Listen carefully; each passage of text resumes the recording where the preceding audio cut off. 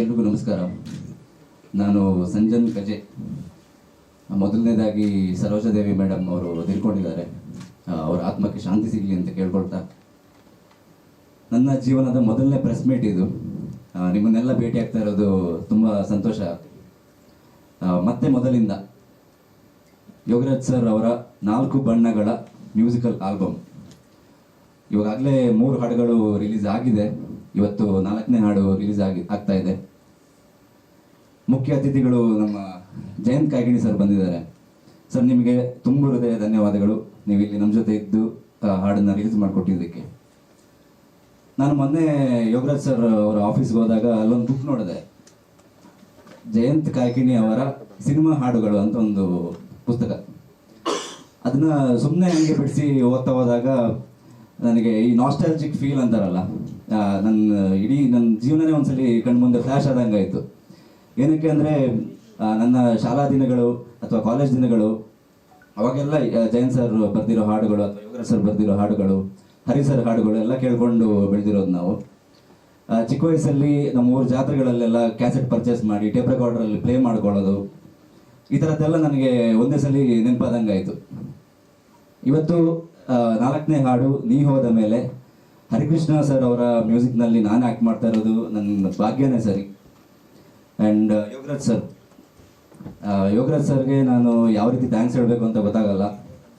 ಯಾಕಂದರೆ ಒಂದು 4 ವರ್ಷ ಹಿಂದೆ ನಾನು ಆ್ಯಕ್ಟ್ ಮಾಡಬೇಕು, ಆ್ಯಕ್ಟರ್ ಆಗಬೇಕು, ಸಿನಿಮಾಗಳನ್ನ ಮಾಡಬೇಕು ಅಂತ ಅಲ್ದಾಡ್ತಾ ಇದ್ದಾಗ, ಯಾಕಂದರೆ ನಮಗೆ ಯಾವುದೇ ಥರದ ಒಂದು ಸಿನಿಮಾ ಬ್ಯಾಕ್ಗ್ರೌಂಡ್ ಇಲ್ಲ. ಆ್ಯಂಡ್ ನಮ್ಮ ಊರಲ್ಲಿ ಸಿನಿಮಾ ಎಕ್ಸ್ಪೋಜರು ತುಂಬ ಕಡಿಮೆ. ಅಲ್ಲಿ ಇಲ್ಲಿ ಓಡಾಡ್ಕೊಂಡಿದ್ದಾಗ ನನಗೆ ಶ್ರೀನಿಧಿ ಅನ್ನೋರು ಪರಿಚಯ ಆಗ್ತಾರೆ. ಅವ್ರ ಮುಖಾಂತರ ನಾನು ಯೋಗರಾಜ್ ಸರ್ಗೆ ನಾನು ಫೋಟೋಸ್ ಕಳಿಸಿರ್ತೀನಿ. ಅದಾದಮೇಲೆ 1.5-2 ವರ್ಷ ಆದಮೇಲೆ ಆಲ್ಬಮ್ ಮಾಡಬೇಕು ಅಂತ ಸರ್ ಹೊರಟಾಗ ಹೊಸ ಮುಖ ಬೇಕು ಅಂತ ಹುಡುಕಿ ನನ್ನ ಫೋಟೋ ನೋಡಿ ನನ್ನನ್ನು ಕರೆಸಿ ಒಂದಷ್ಟು ಲುಕ್ ಟೆಸ್ಟ್ ಮಾಡಿ ಆಡಿಷನ್ ಮಾಡಿ, ಈ ಹುಡುಗ ಮಾಡ್ತಾನೆ, ಇವನ್ ಹೀರೋ ಅಂತ ಹೇಳಿದ್ರು. ಅವ್ರು ಆ ದಿನ ನನ್ನನ್ನು ನಂಬಿ ಇಲ್ಲಿ ಕರ್ಕೊಂಡ್ಬಂದಿದ್ದಕ್ಕೆ ನಾನು ಇವತ್ತು ನಿಮ್ಮ ಮುಂದೆ ನಿಂತಿದ್ದೀನಿ. ಸರ್, ನಿಮಗೆ ನಿಮ್ಮದೇ ಸ್ಟೈಲಲ್ಲಿ ಒಂದು ದೀರ್ಘದಂಡ ನಮಸ್ಕಾರ ಸರ್. ಯಾಕಂದರೆ ಅವ್ರಿಗೆ ಎಷ್ಟು ಥ್ಯಾಂಕ್ಸ್ ಹೇಳಿದ್ರು ಸಾಕಾಗಲ್ಲ. ನಾವು ಅವ್ರ ಪಕ್ಕ ನಿಂತ್ಕೊಳ್ತೀವಿ ಅಂತಲೂ ಅಂದ್ಕೊಂಡಿರಲಿಲ್ಲ. ಬಟ್ ಇವಾಗ ನನ್ನ ಚಿತ್ರರಂಗದ ಮೊದಲನೇ ಹೆಜ್ಜೆ ಯೋಗರಾಜ್ ಸರ್ ಅವರ ಡೈರೆಕ್ಷನಲ್ಲಿ ಮಾಡ್ತಾ ಇರೋದು ತುಂಬಾ ಖುಷಿ ಇದೆ. ಮುಂದೆ ಸಿನಿಮಾಗಳನ್ನ ಮಾಡಬೇಕು, ಮಾಡ್ತೀನಿ. ಯೋಗರಾಜ್ ಸರ್ ಅವರು ಇಂಟ್ರೊಡ್ಯೂಸ್ ಮಾಡಿರೋ ಹುಡುಗ ನಾನು. ಸರ್, ಖಂಡಿತ ನಿಮ್ಮ ಹೆಸರು ಉಳಿಸ್ತೀನಿ. ಸಿನಿಮಾಗಳನ್ನ ಮಾಡಬೇಕು, ಮನಸ್ಸಿಂದ ಹೇಳ್ತಾ ಇದ್ದೀನಿ. ನಮ್ಮ ಕನ್ನಡ ಸಿನಿಮಾಗಳು ಜಗತ್ತಿನಾದ್ಯಂತ ರೆಕಗ್ನಿಷನ್ ಸಿಗಬೇಕು, ಅಟೆನ್ಷನ್ ಸಿಗಬೇಕು, ಒಳ್ಳೆ ಸಿನಿಮಾಗಳು ಬರಬೇಕು, ಒಳ್ಳೆ ಕಥೆಗಳು ಜನರಿಗೆ ರೀಚ್ ಆಗಬೇಕು. ಈ ಥರ ಕನಸುಗಳನ್ನ ಹಿಡ್ಕೊಂಡು ಬಂದಿರೋದು ನಾನು. ನಿಮ್ಮ ಮಾಧ್ಯಮ ಮಿತ್ರರ ಎಲ್ಲರ ಸಪೋರ್ಟ್ ಬೇಕು, ಎಲ್ಲರ ಆಶೀರ್ವಾದ ಇರಲಿ, ಪ್ರೀತಿ ಇರಲಿ.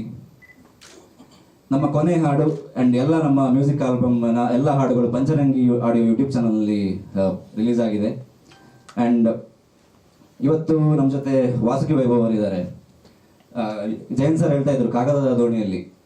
ಆ ಹಾಡು ನೆನಪಾದಾಗ ನನಗೆ ಒಂದು ಇನ್ಸಿಡೆಂಟ್ ನೆನಪಾಗುತ್ತೆ. ನಾನು ಇಂಜಿನಿಯರಿಂಗ್ ಬೆಂಗಳೂರಲ್ಲಿ ಓದ್ತಾ ಇದ್ದಾಗ ನಮ್ಮೂರು ಪುತ್ತೂರಿಂದ ಬೆಂಗಳೂರಿಗೆ 330 ಕಿಲೋಮೀಟರ್ ಬೈಕಲ್ಲಿ 8 ಅವರ್ ನಾನು ಒಂದೇ ಹಾಡನ್ನು ಲೂಪಲ್ಲಿ ಕೇಳ್ಕೊಂಡ್ಬಂದಿದ್ದೆ.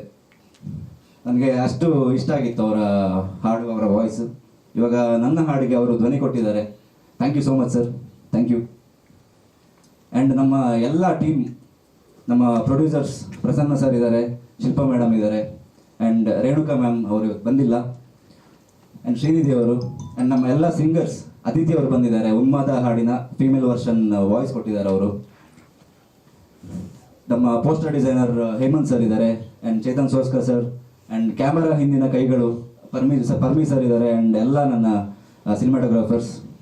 ಆ್ಯಂಡ್ ಮುಖ್ಯವಾಗಿ ನಾನು ಇವತ್ತು ಇಲ್ಲಿ ನಿಲ್ಲೋದಕ್ಕೆ ಕಾರಣವಾಗಿರೋದು ನನ್ನ ತಂದೆ ತಾಯಿ, ಡಾಕ್ಟರ್ ಶಶಿಧರ್ ಕಜೆ ಅಂತ, ತಾಯಿ ಸಂಧ್ಯಾ. ಇವರು ಪುತ್ತೂರಿನಲ್ಲಿದ್ದಾರೆ. ಪ್ರತಿ ಹಂತದಲ್ಲೂ ನನ್ನ ಕನಸಿನ ದಾರಿಯಲ್ಲಿ ನನಗೆ ಬೆನ್ನೆಲುಬಾಗಿ ನಿಂತು ಸಪೋರ್ಟ್ ಮಾಡ್ಕೊಂಡು ಬಂದಿದ್ದಾರೆ. ಥ್ಯಾಂಕ್ ಯು ಅಪ್ಪ ಅಮ್ಮ. ಆ್ಯಂಡ್ ನನ್ನ ಎಲ್ಲ ಟೀಮ್ ಅವರು, ಗಡ್ಡ ವಿಜಯ್ ಸರ್ ಆಗಲಿ, ಅಮೋಲ್ ಸರ್ ಆಗಲಿ, ಆ್ಯಂಡ್ ಟೀಮ್ ಅವರೆಲ್ಲ ನನ್ನ ಹೆಸರು ಬಿಟ್ಟೋದ್ರೆ ಕ್ಷಮಿಸಿ. ಎಲ್ಲರ ಶ್ರಮ ಈ ಹಾಡುಗಳು ಚೆನ್ನಾಗಿ ಬರೋದಕ್ಕೆ ಕಾರಣ ಆಗಿದೆ. ಆ್ಯಂಡ್ ನಿಮ್ಮ ಎಲ್ಲರ ಸಪೋರ್ಟ್, ಆಶೀರ್ವಾದ, ಪ್ರೀತಿ ಹಿಂಗೆ ಇರಲಿ, ಇನ್ನು ಹೆಚ್ಚಿಗೆನೇ ಆಗಲಿ ಅಂತ ಹೇಳ್ತಾ ನಾನು ಮಾತನ್ನು ಮುಗಿಸ್ತಾ ಇದ್ದೀನಿ. Thank you.